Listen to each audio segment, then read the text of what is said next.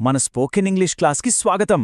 గడిచిపోయిన విషయాల గురించి అంటే పాస్ట్ గురించి ఎలాంటి టెన్షన్ లేకుండా ఇంగ్లీష్లో చాలా ఈజీగా ఎలా మాట్లాడాలా చూద్దాం. ఈ సెషన్ అయ్యేసరికి అరే ఇంతేనా అనిపిస్తుంది.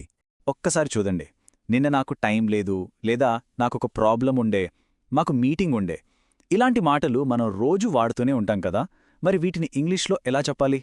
చాలామంది ఇక్కడే కొంచెం కన్ఫ్యూజ్ అవుతుంటారు. దీనికి ఒకే ఒక చిన్న మాటతో చాలా సింపుల్ సొల్యూషన్ ఉంది. ఆ సింపుల్ సొల్యూషన్ ఏంటంటే హ్యాడ్ ప్లస్ ఒక నౌన్.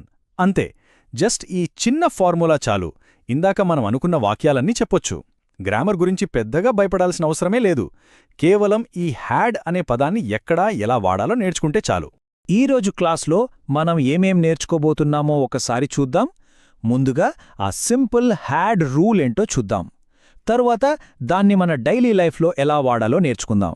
ఆ తర్వాత లేదు అని చెప్పడానికి, ఇంకా ప్రశ్నలు అడగటానికి వాక్యాలు ఎలా తయారు చేయాలో చూద్దాం. తర్వాత మనం చేసే చిన్న చిన్న తప్పులేంటో తెలుసుకొని వాటిని సరిదిద్దుకుందాం. ఇక చివరిగా మనందరం కలిసి ప్రాక్టీస్ చేద్దాం. మన మొదటి section the simple had rule. ఈ ఒక్క రూల్ సరిగ్గా అర్థమైతే చాలు, పాస్ట్ గురించి మాట్లాడటం చాలా ఈజీ అయిపోతుంది. దీని స్ట్రక్చర్ చాలా అంటే చాలా సింపుల్. ముందు సబ్జెక్ట్ వస్తుంది, అంటే ఐ, వి, హీ, షీ లాంటివి. దాని తర్వాత హ్యాడ్ వస్తుంది. ఆ తర్వాత ఒక నౌన్, అంటే ఒక పేరు లేదా వస్తువు. ఉదాహరణకి చూడండి, ఐ హ్యాడ్ టైమ్. ఇందులో ఐ అనేది సబ్జెక్ట్, హ్యాడ్ మన రూల్, టైమ్ అనేది నౌన్. సింపుల్ కదా. ఇక ఇందులో ఉన్న బెస్ట్ పార్ట్ ఏంటో తెలుసా? సబ్జెక్ట్ ఏదైనా సరే, I, you, we, they, he, she, it ఏదొచ్చినా సరే హ్యాడ్ అస్సలు మారదు. అన్నింటికీ ఒకే హ్యాడ్ వాడతాం. హ్యాజ్ ఎక్కడ వాడాలి, హ్యావ్ ఎక్కడ వాడాలి లాంటి కన్ఫ్యూజనే ఉండదు. ఇంకా సింపుల్గా గుర్తుపెట్టుకోవాలంటే ఇలా ఆలోచించండి. మనం తెలుగులో గతం గురించి చెప్పినప్పుడు నాకు పని ఉంది లేదా నిన్న టైం ఉంది అంటాం కదా. ఆ ఉంది అనే మాటకు బదులుగా ఇంగ్లీష్లో హ్యాడ్ వాడేయడమే. సో తెలుగులో గడిచిపోయిన ఉంది అంటే ఇంగ్లీష్లో హ్యాడ్ అన్నమాట. రూల్ అయితే తెలిసింది. మరి ఇప్పుడు దీన్ని మన డైలీ లైఫ్లో, అంటే మనం రోజూ మాట్లాడుకునే మాటల్లో ఏ ఏ సందర్భాల్లో వాడాలో కొన్ని ఉదాహరణలతో క్లియర్గా చూద్దాం. మొట్టమొదటిది, గడిచిపోయిన సమయం గురించి కానీ లేదా పని గురించి కానీ చెప్పడానికి హ్యాడ్ వాడతాం. ఉదాహరణకి ఐ హ్యాడ్ టైమ్ యెస్టర్డే అంటే నిన్న నాకు సమయం ఉంది. She had an interview last week అంటే పోయిన వారం ఆమెకొక ఇంటర్వ్యూ ఉంది. We had a meeting at 10, మాకు 10 గంటలకొక మీటింగ్ ఉండే. They had no time then, అప్పుడు వాళ్లకు అస్సలు టైం లేదు. చూశారా, అన్నీ గడిచిపోయిన విషయాలే. ఇక రెండవ ఉపయోగం, గతంలో మనకు ఎదురైన సమస్యలు, డౌట్స్ లేదా ఏవైనా ఇబ్బందుల గురించి చెప్పడానికి కూడా హ్యాడ్ వాడతాం. ఉదాహరణకు I had a problem yesterday, నిన్న నాకు ఒక ప్రాబ్లం వచ్చింది. He had an issue with timing, అతనికి టైమింగ్తో ఒక ఇబ్బంది ఉండే. షీ హ్యాడ్ ఎ హెడేక్, ఆమెకు తలనొప్పిగా ఉంది. We had a small problem, మాకొక చిన్న సమస్య వచ్చింది. మూడవది, మనకు గతంలో వచ్చిన ప్లాన్లు లేదా ఐడియాల గురించి చెప్పడానికి. చూడండి, I had a plan then, అప్పుడు నా దగ్గర ఒక ప్లాన్ ఉండే.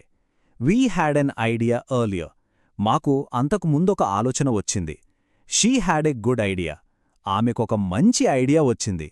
హీ హ్యాడ్ కాన్ఫిడెన్స్, అతనికప్పుడు చాలా కాన్ఫిడెన్స్ ఉంది. ఇక నాలుగవది, చాలా కామన్గా వాడేది, గతంలో మన దగ్గర ఉన్న వస్తువుల గురించి చెప్పడానికి. అంటే ఇప్పుడు లేవు కాని అప్పుడు ఉండేవి అని చెప్పడానికనమాట. ఉదాహరణకు I had a phone earlier అంటే ఇంతకు ముందు నా దగ్గర ఒక ఫోన్ ఉండేది. She had a laptop in college, ఆమె కాలేజ్లో ఉన్నప్పుడు తన దగ్గర ల్యాప్టాప్ ఉండేది. He had a bike last year, పోయిన సంవత్సరం అతని దగ్గర ఒక బైక్ ఉండేది. దే హ్యాడ్ మనీ దెన్, అప్పుడు వాళ్ల దగ్గర డబ్బులుండేవి. ఇప్పటిదాకా పాజిటివ్గా అంటే ఉంది అని చెప్పడం చూశాం గదా. ఇప్పుడు నెగటివ్ వాక్యాలు అంటే లేదు అని ఎలా చెప్పాలి, అలాగే ప్రశ్నలు ఎలా అడగాలో రెండు కలిసి నేర్చుకుందాం. ఇది కూడా చాలా సులభమే. స్క్రీన్ మీద చూడండి. పాజిటివ్ వాక్యమేంటి? I had time yesterday. దీన్ని నెగటివ్గా మార్చినప్పుడు I did not have time yesterday అవుతుంది. ఇక్కడ చాలా జాగ్రత్తగా గమనించాలి. ఐ హ్యాడ్ నాట్ టైమ్ అని అస్సలు అనకూడదు. డిడ్ నాట్ హ్యావ్ అని వాడాలి. ఇది చాలా చాలా ముఖ్యమైన రూల్. సో నెగటివ్ వాక్యాల స్ట్రక్చర్ ఏంటంటే సబ్జెక్ట్, దాని తర్వాత డిడ్ నాట్, ఆ తర్వాత హ్యావ్ రావాలి, హ్యాడ్ కాదు. చివర్లో నౌన్. గుర్తుపెట్టుకోండి, డిడ్ నాట్ తర్వాత ఎప్పుడూ ఎప్పటికీ హ్యావ్ మాత్రమే వస్తుంది. ఎందుకంటే డిడ్ అనేది ఆల్రెడీ పాస్ట్ టెన్స్ని చూపిస్తుంది కాబట్టి మళ్ళీ హ్యాడ్ వాడాల్సిన అవసరం లేదు. ఉదాహరణకు, she did not have a phone, we did not have work. ఇప్పుడు ప్రశ్నలు ఎలా అడగాలో చూద్దాం. యూ హ్యాడ్ టైమ్ యెస్టర్డే అనేది మామూలు వాక్యం. దీని ప్రశ్నగా మార్చాలంటే వాక్యం ముందు డిడ్ పెట్టాలి, అలాగే లోపల ఉన్న హ్యాడ్ని హ్యావ్గా మార్చాలి. అప్పుడది did you have time yesterday అనే కరెక్ట్ ప్రశ్న అవుతుంది. సో ప్రశ్నల స్ట్రక్చర్ ఇది. ముందుగా డిడ్, తర్వాత సబ్జెక్ట్, ఆ తర్వాత హ్యావ్, చివర్లో నౌన్. ఇక్కడ కూడా అంతే, డిడ్ వాడాం కాబట్టి ఖచ్చితంగా హ్యావ్ మాత్రమే వాడాలి, హ్యాడ్ కాదు. ఉదాహరణకు, did they have a plan, did he have a problem. ఏ కొత్త విషయం నేర్చుకుంటున్నా మొదట్లో కొన్ని తప్పులు చేయడం చాలా సహజం. దాని గురించి వర్రీ అవ్వాల్సిన పనేలేదు. హ్యాడ్ వాడేటప్పుడు చాలామంది చేసే కొన్ని కామన్ మిస్టేక్స్ ఏంటో చూసి వాటిని ఇప్పుడే సరిదిద్దుకుందాం. చాలామంది చేసే మొదటి తప్పు ఐ హ్యాడ్ నాట్ టైమ్ అని అనడం. ఇది గ్రామర్ ప్రకారం తప్పు. కరెక్ట్ వాక్యమేంటి? I did not have time. నెగటివ్గా చెప్పాలంటే ఎప్పుడు డిడ్ నాట్ హ్యావ్ మాత్రమే ఉపయోగించాలి. ఇది బాగా గుర్తుపెట్టుకోండి. అలాగే ప్రశ్నలు అడిగేటప్పుడు డిడ్ యూ హ్యాడ్ మనీ అని అడగడం కూడా చాలా కామన్ మిస్టేక్. ఇది కూడా తప్పే.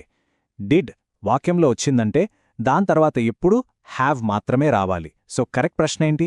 Did you have money? ఇప్పటిదాకా మనం చాలా విషయాలు నేర్చుకున్నాం. ఇప్పుడు ముఖ్యమైన సమయం, అదే ప్రాక్టీస్.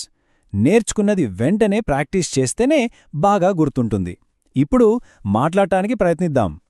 ప్రాక్టీస్ చేసే ముందు ఒకసారి క్విక్గా మనం నేర్చుకున్న 3 ముఖ్యమైన పాయింట్స్ గుర్తుచేసుకుందాం. పాజిటివ్గా చెప్పాలంటే హ్యాడ్ ప్లస్ నౌన్, నెగటివ్గా చెప్పాలంటే డిడ్ నాట్ ప్లస్ హ్యావ్, ఇక ప్రశ్నలడగాలంటే did plus subject plus have. ఈ 3 రూల్స్ గుర్తుంటే చాలు. రైట్. ఇక్కడ ఒక చిన్న ప్రాక్టీస్ సెంటెన్స్ ఉంది. ఈ వాక్యాన్ని పూర్తి చెయ్యాలి. Yesterday I had. ఆ తర్వాత ఉన్న ఖాళీలో ఒక పదం పెట్టి వాక్యాన్ని పూర్తి చెయ్యండి. ఉదాహరణకు, యెస్టర్డే ఐ హ్యాడ్ వర్క్, లేదా yesterday I had a meeting. ఈరోజు క్లాస్ ఉపయోగపడిందనిపిస్తే తప్పకుండా ఈ వీడియోని లైక్ చేయండి. ఇలాంటి మరిన్ని సింపుల్ ఇంగ్లీష్ క్లాసుల కోసం మన ఛానల్కి సబ్స్క్రైబ్ చేసుకోండి. ఈరోజు మనం గతం గురించి చెప్పడానికి హ్యాడ్ ఎలా వాడాలో నేర్చుకున్నాం. మన తర్వాతి క్లాస్లో ఫ్యూచర్ గురించి చెప్పడానికి విల్ హ్యావ్ ఎలా వాడాలో చూద్దాం. అప్పటి వరకు ఈరోజు నేర్చుకున్నది ప్రాక్టీస్ చేస్తూ ఉండండి. మళ్ళీ నెక్స్ట్ క్లాస్లో కలుద్దాం.